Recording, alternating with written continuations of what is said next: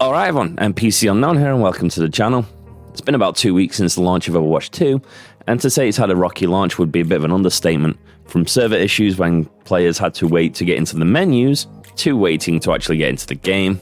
Even after maintenance and an update, people are still having problems with the game, with things like rubber banding and unstable connections, which I will show later. Multiple DDoS attacks, meaning the server is severely unsecure, and yet Blizzard still want people to trust them to hand over their personal information for stuff like the phone number verification, which is absolute BS, since they don't want people to use prepaid plans. When it came to merging accounts that they said would happen, that took a long time. The Watchpoint pack that people bought before the launch of Overwatch 2, some people still don't actually have the content of that, especially PlayStation users. Heroes have been pulled from the game because their new kits are completely broken. If there's an issue that you can think of, Overwatch 2 has probably encountered it since launch. But is the game actually any good? Well, in this video I'm going to go over it with my personal opinions and feedback about the game. So let's break it down and have a quick review of what I'm not calling Overwatch 2, I'm calling Overwatch the expansion pack, and I'll explain more detail later. Graphics, well, there's not really much to say here with the graphics other than the heroes have been given a redesign. All the maps changed times a day. Everything else kind of got a minor facelift. Graphically, from Overwatch 1 to Overwatch expansion pack, consider it similar to a remaster more than a remake. Graphics are alright. Sound design. Sound design is actually probably the strongest point of this new Overwatch release. Supposedly there's 40,000 extra voice lines added, new music, new weapon sounds for characters like Soldier, 76 and Reaper. Dialogue between the characters includes some banter-like conversations, for example, Orisa asking Hanzo if he wants to ride her into battle. We have 6 new maps, but that would be hard to tell, as the older maps mostly dominate the rotation when you're playing. There are no new objectives to these older maps, and they removed 5 maps, or the 5 assault maps specifically. Character-wise, there's 3 new characters everyone's aware of. There's Junker Queen, who's actually good fun as a tank. You're rewarded by being aggressive and pushing the opposite team away from whatever objective you are playing. Sojun is basically a faster Soldier 76, without the self-healing, and she also looks like she's from Deus Ex or Cyberpunk, but she's serious fun to play with. The new healer, or the new support character, Kiriko, heals team members fast, and they can protect them for a short while with their new protection charm, which is very good considering the new 5-on-5 games mode really does need support help. Her attacks with her kunai are alright, not much there. When it comes to rework characters, we have Bastion, and I have no idea what Bastion actually plays like. I never got the chance to play with him, because when I first started playing the game, he was locked behind some character challenges, which was incredibly idiotic, considering he was always available in the previous game, and now he's gone to the workshop out back until further notice. Doomfist as a tank, he was never really a character I played with much anyway, and considering he zips and jumps around the map, he obviously needs a bit of support because he can get left on his own against multiple players. The Orisa rework I actually like. The Javelin and the Javelin Spin, for me, are better than the shield and that kind of orb thing that she used to launch. She's good fun and does really well as a tank. Mei no longer freezes character, she just slows him down, and her ice wall is currently broken, supposedly, according to reports. Zarya now has become the tank. She was always annoying due to the protection barriers that she could use, or the particle barriers she could put on herself. But now she gets 2 of them, so she can either spam 2 protection barriers on her team, or 2 particle barriers on herself in quick succession, meaning that if you don't gang up on her to try and eliminate her, or you end up on your own against her, or her and some other teammates on her team, you might as well sit down and take it, you're done for. There may be some other reworks that I'm forgetting, but you can let us know in this video. Then there will be obviously new characters in the future that will be added through future seasons, and I've been hearing they'll be locked behind the Battle Pass, which is just pure Blizzard or Activision Blizzard greed.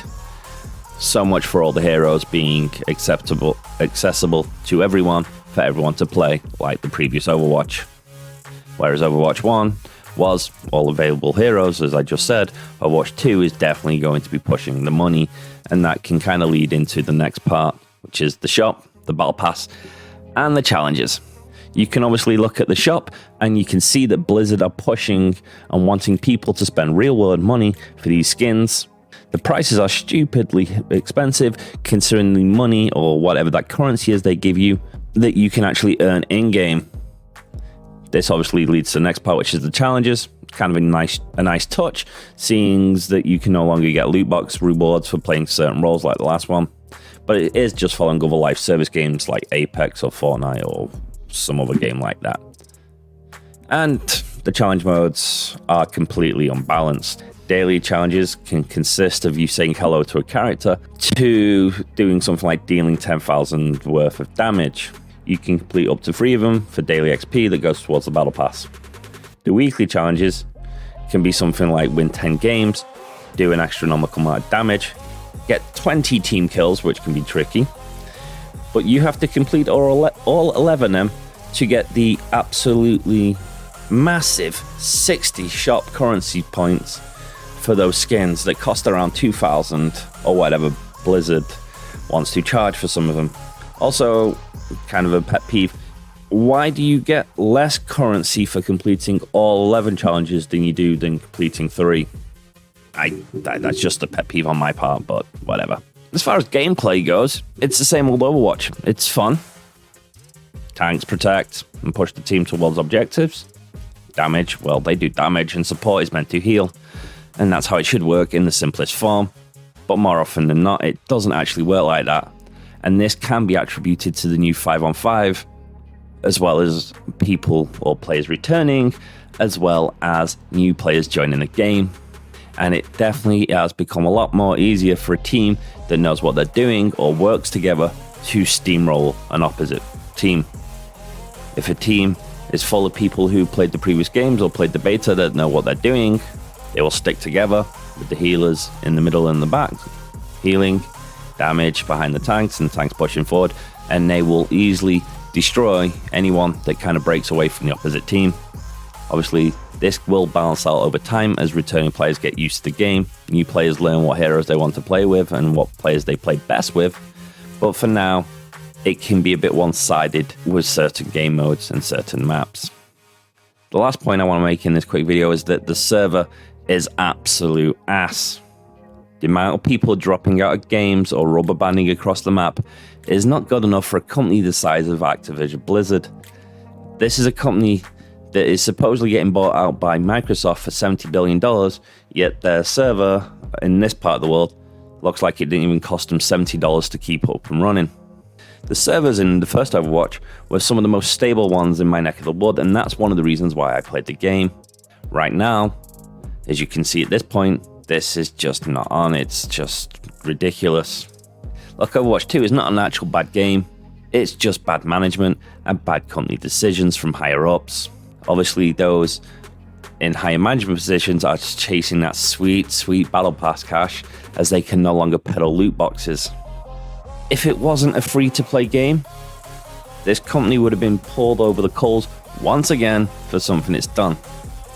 Going free-to-play is trying to mask the fact that this isn't actually a sequel to a game, it's just an expansion. It literally is removing one player from each team and a couple of new maps and a couple of new heroes. It doesn't change anything else. It's pure greed. So, hopefully, over time with fixes, some balancing of the characters, the game will be in a bit more of a playable state, but just don't be spending any of your cash really on that shop or those battle passes until they get a bit more player friendly. That's it. I know it's not the longest review and I don't really want it to be the longest review. So from me to you, I'm the NPC Unknown. Please like, subscribe, and leave a comment. From me to you, this video is game over.